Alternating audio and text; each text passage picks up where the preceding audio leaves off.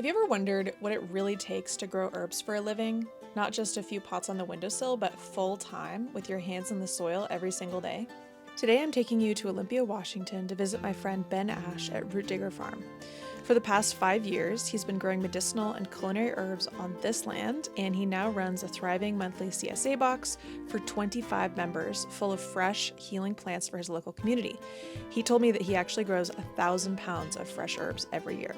I'll follow Ben on the farm as he prepares his CSA boxes and talks about how he got started, what he's learned, and what it really takes to turn a love of herbs into a sustainable lifestyle. Whether you're a budding herbalist or an aspiring farmer or just herb curious, this one's for you. And with motherwort, I'm trying to leave at least a third of that lower portion, maybe a little bit more. It kind of depends on where they're at as they get closer to setting seed.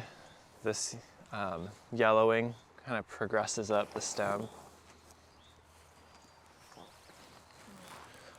And it's also the flowering that increases potency.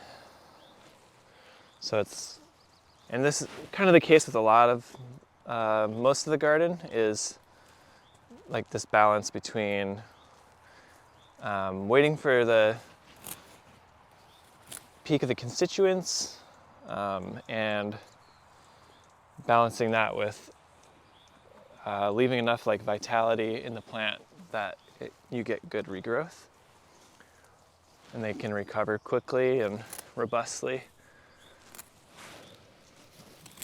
The first question I had for you is why you decided to be a medicinal herb farmer, because it's a little bit of a spicy choice, a spicy life choice. Yeah, it's pretty niche. I'd been kind of on my own personal herbal journey for a couple years and had done a little bit of vegetable farming on other people's operations, and I knew I wanted to do some work with my hands. I was kind of dabbling with the idea of doing some sort of healing modality, plant medicine or body work or something like that. But also knew I loved working with plants and landed on herb farming as a cool way to combine those things. Yeah, the challenges for herb farming, there are a handful. It's taken me a while to sort of find a market.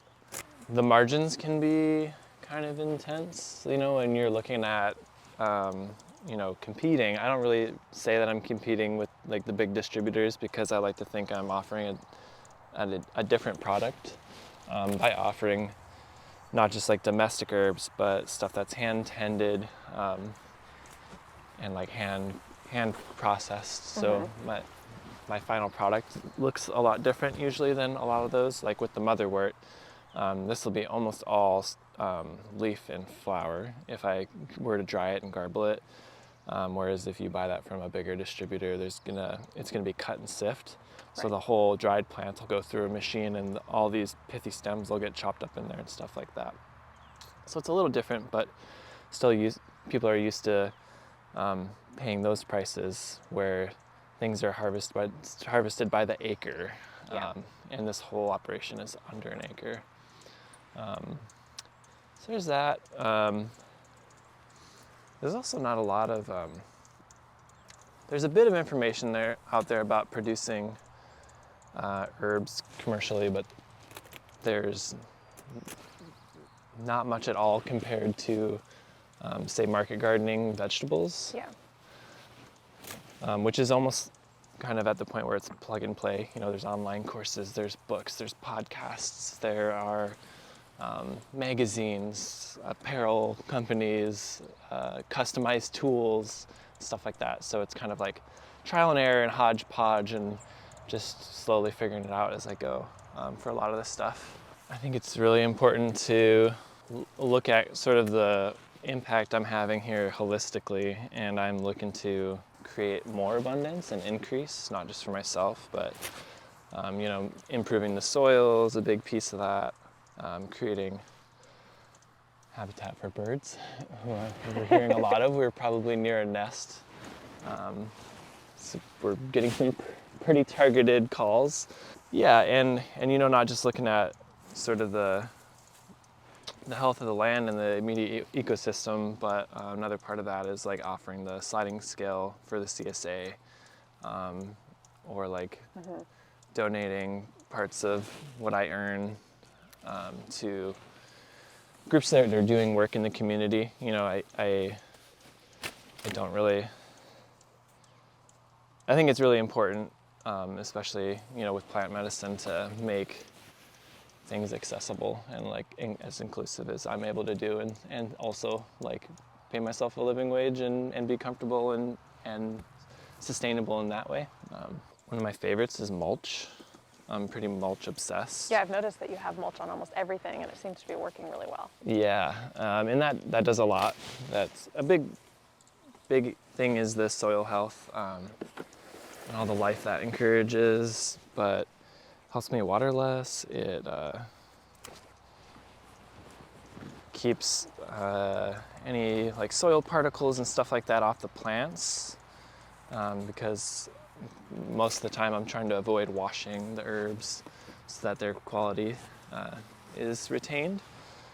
So that's super important. Last year, one of the things was putting up a bunch of bird and bat boxes to build habitat.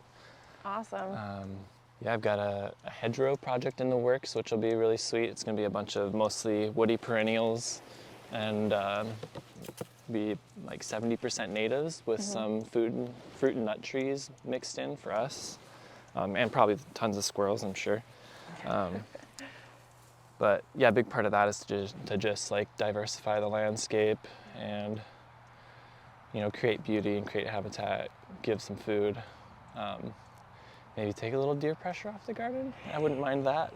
We'll see how that works. But yeah, just to, you know, create something of interest for the other critters. I'm into this Meadowsweet here. Going for mostly flowering stalks. These are a little early, but I'm putting them in the CSA today because if they don't go now, I might lose my chance to get them even kind of close to where I would like them to be. Yeah, I'd love to see about a third of these blossoms fully open, and they're not quite there yet, but I think they're still at a pretty good spot. We got some good potency here, hopefully.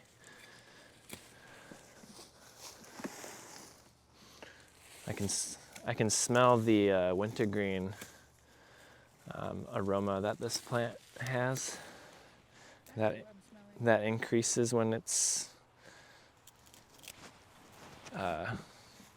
yeah, the aroma will increase a little bit as it's getting to maturity, and so that's kind of a nice reassurance that I can smell just as I'm cutting here. Yeah, and the deer, they did get some browse on this year. So Meadowsweet, I used to think that willow was like the salicin plant, but it turns out Meadowsweet was the first plant that people extracted salicin from to basically make aspirin. So this is like the original inspiration, actually. Which I found out when I was researching a plant profile for the CSA.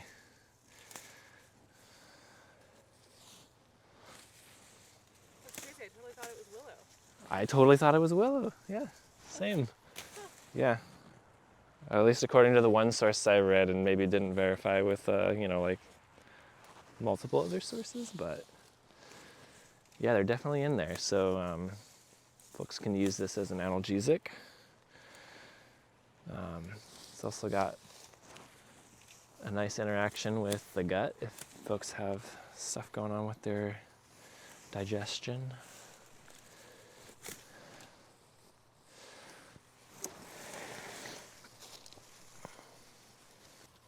I guess I'm a little self-educated with my herbal practice,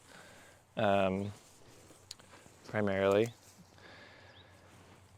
So just like a mishmash of local teachers who I might spend a day with, and tons of YouTube and different books and podcasts and things like that.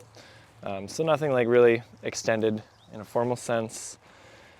And with farming, the bulk of that is just having full-time work experience on vegetable farms, and that was like really huge in informing me just what to expect day in, day out with farming, and sort of the basic practices and equipment and things like that. And yeah, I would also add to that like lots of podcasts. There's a really great book out there, The Organic Medicinal Herb Farmer, that's got a lot of really helpful key information. It's just kind of a general overview of farming, and specifically as it pertains to an herb farming operation of a significantly larger scale than what I'm doing here, so a little bit different. And then I've also learned quite a bit from Michael Plarski, Skeeter. He's been pretty helpful in passing off some knowledge. Oh yeah, I have an associate of forestry. That was kind of a concurrent avenue of like learning about plant physiology and ecology and things like that. I've always been kind of interested in ecology generally, biology, and that has kind of gradually narrowed to plants are really cool. What more can I learn about plants? Oh, medicinal compounds? Yeah, tell me about that. Botany? Tell me about that. Soil science? Tell me about that. So, the most disastrous herb experiment. Wow. That's a very clickbaity way of phrasing it. What's been the biggest like farming disaster you've had on the farm so far? Wow. There have been so many. It's hard to choose. You know, I've had some like pretty rough cover crop experimentation. Yeah,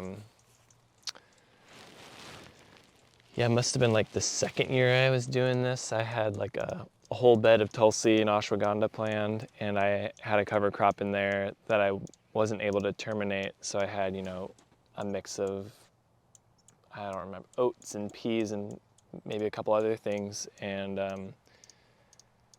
tried to take care of them, and then planted into that and thought, yeah, it should work out. And everything was kind of trying to grow back through the herbs, and they never really like recovered from it. They just did very poorly, and there wasn't much of a harvest there. And luckily it was early on, so like it wasn't there wasn't too much in there, but it felt pretty disheartening at the time. Yeah. How's your Tulsi and ashwagandha game now? Pretty good. There was like a little bit of germination trouble this year, but now everything's in the ground and they're looking good. They're getting ready for a great season. Yeah. Yeah, I've learned to just like try to keep it simple with those guys and give them some space, let them get nice and warm, because they're subtropical plants and that's what they want. It's just a challenge. Yeah, I don't know that there's a solution. One of the solutions was maybe burying a little wall around the high tunnel, like underground, 2 feet or 18 inches.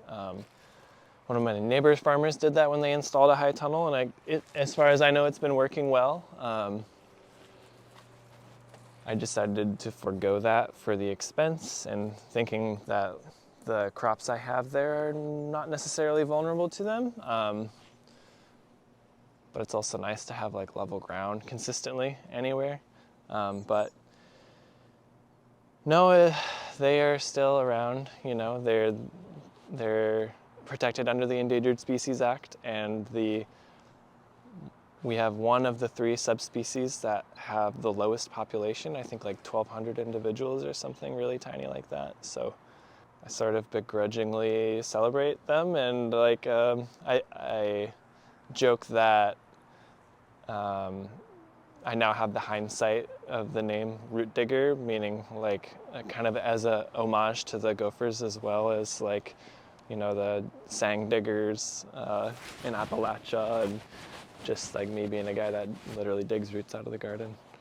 But yeah, we live in a complicated sort of harmony. Their main food source in their habitat is the camas, and there is no camas here, and I don't see any camas on my neighbor's land or anywhere. So I've been thinking about planting camas. It won't be very far from the garden, so I'm not sure what sort of impact that'll have, whether it'll be like a nice habitat, nice zone to concentrate them and focus their attention on that camas planting, and if they'll kind of stay over there and enjoy their lives, or if it will like increase their populations and encourage them to be near the garden. I'm yet to be seen, but I've been thinking I'm gonna give them a little something. Yeah. They're really vigorous in the spring and the fall when they're feeding. So I've seen a little action in the garlic this year, nothing too bad, but the first year I had a full bed of garlic, they ate about 60% of it. So they really went to town. And you would think like garlic, really the like stinkiest, most pungent plant out there, but they love it. I think because it like morphologically looks like camas. It's a bulb. It's white, this white thing, big, starchy enough. But yeah, that's funny. Like every once in a while, I'll just see a plant looking a little droopy, you know, kind of leaning over, looking a little dehydrated, and then all of a sudden it'll like wiggle. And they're actually down there separating the root, whether, you know, it's like a burdock root usually or a garlic bulb, just working it off the stem slowly, right in front of me. But there's like nothing I can really do, nothing I would really want to do, you know. And this is their place. Yeah, it's I can't recover anything at that point, and like it's complicated, you know. Do I really have the right to yank it out of their hands? Like the medicinal, super cool medicinal farmer, like business ecosystem. Let's do it. Let's do that. Yeah. Yeah, I'm trying to figure out. Yeah, I'm trying to figure out like what the lead is for that. Like I guess along the lines of what's hard about herb farming and there being sort of a lack of resources, and my dream, my hope is it won't be that way for too much longer.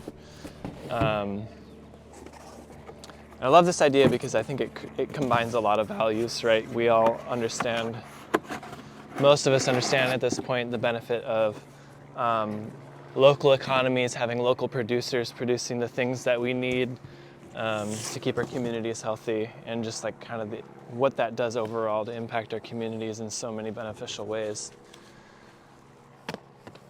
So I, as a baseline, would love to see a lot more domestic herb production. I think that would be huge. That would mean, you know, it's all the things. Lots of jobs, careers, people tending to land in a attentive way, but then we could have like these high quality herbs, more fresh herb availability. Just love getting people access to fresh herbs. I think that's really exciting. And my hope is like as this grows, I can, you know, look at the market gardening, vegetable farming world, and they have all this whole business ecosystem that's all intertwined, and all these entrepreneurs and producers are helping people make content, make books, make online courses that teach you step by step, like how to develop a market, how to set up your beds, what are the plant spacings, what's your feeding regimen, how do you do soil testing, all these really technical, geeky things, where there's no resource for that in the herb farming. And especially, you know, we're really lacking a lot of the customized tools that make harvesting or processing easier, that are standardized in a way that USDA or the FDA understand. Like, okay, yeah, we've seen this machine before. We know it's like to spec, it's easy to clean. We know it's safe to use and like produce herbs and sell those herbs to the general public. just all these things that would give people a lot more inertia and momentum to get into the field of farming herbs. So this is my call to all you other herb farmers out there who want to put together the book, the podcast, that online resource or whatever that really like energizes and greases the wheels of these people that are going to be hopping into the domestic herb production world, into herb farming wherever they're at in the US, you know. Yeah, we got to do it. I want to see it. Yeah, it's like totally possible. There's a substantial amount of regulation and rules from the FDA, from the USDA around herb production, and those increase the more that you introduce processing to the product. And if you're making medical claims, if you're doing something that people are putting in their bodies, these are all things that sort of bump up the expectations. They raise the bar on stuff you have to do as far as like biological processing and having standard operating procedures all written out, the technicality of your facilities and stuff like that. And if you're big enough, you know, you'll get visits, literal site visits, where they're checking and verifying this information, and they do that all for public health and safety. And it's important for that. I get that. Yeah, and so that's a huge barrier. If you're like, hey, I want to get into farming and I want to make a tincture line, it's like, whoa, okay, like you're talking tens of thousands of dollars of investment from the gate. And so that's a huge barrier. And it's also like, it's pretty opaque. It's all the rules are very legalese, where you will probably be consulting with a professional to help you interpret those rules and make sure that you are complying and doing everything safely. So yeah, that's a big barrier. But as far as herb farming, there's a lot less there. But again, it is all very patchwork, and it is localized state by state. And a lot of these folks haven't worked with herb farmers before. If you're trying to work with your local agricultural department folks, like they may have never worked with an herb farmer. They may not understand the rules themselves. So there's really, like, again, barriers to communication and collaboration with the folks that are out there to regulate producers to keep the public safe. So that's another big hole. That's a big gap where there's not understanding, and things are patchwork, and there's a lot of just missing information, missing links, missing folks that can translate and be the go-between between agencies and producers. So so CSA, or community supported agriculture, that's kind of one of the classic small farm things to do, so I definitely had to consider it. And what's great about it is it's basically a subscription box, and people will pay the farmer up front in the spring before they've received anything, and then the farmer will deliver to them whatever, vegetables, in my case herbs. Sometimes it's like meat and cheese and eggs and all that kind of stuff. So then the farmer delivers what the customer paid for throughout this season. And it's kind of cool. Like, a lot of times people will slip kind of extra cool little treats in there that don't really make sense for market, stuff like that. So it's also just a way to support and be plugged into what's happening on the farm. And it's great for the farmer because you get a nice cash infusion when you're spending a lot on potting soil and amendments and seeds, and you don't have any income coming in yet. So I thought CSA would be really cool, and I decided to do the fresh herb CSA. I was only seeing one farm down in Portland that was doing that, and they are no longer doing it. But I've become really passionate about getting fresh herbs in people's hands. I think it's a just a totally different experience that a lot of people who might be pretty practiced at working with herbs don't have a lot of experience, maybe don't have a garden, so they don't have the ability to grow their own herbs and have this really tactile, olfactory experience working with fresh plants. And it also allowed me to have, some flexibility as far as being able to offer folks a sliding scale really easily. And I think for me, for the farm, it has been like pretty smooth. When we were really small time, I was able to get enough folks in on it, and it's grown at a pace that's felt really good. And I think, the farm continues to be where it needs to be at with the CSA, and it's working out really well.